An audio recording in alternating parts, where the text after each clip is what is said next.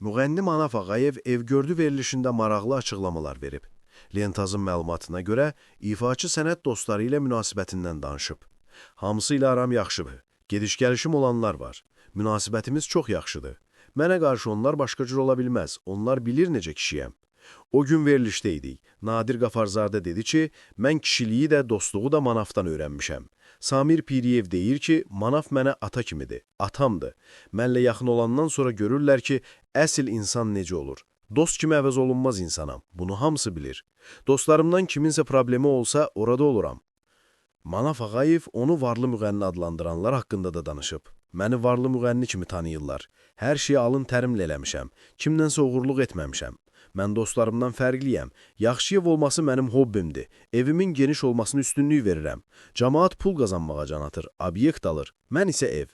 Mənim evimdən başqa siqaret çöpüm də yoxdur. Heç bir bizneslə məşğul olmuram.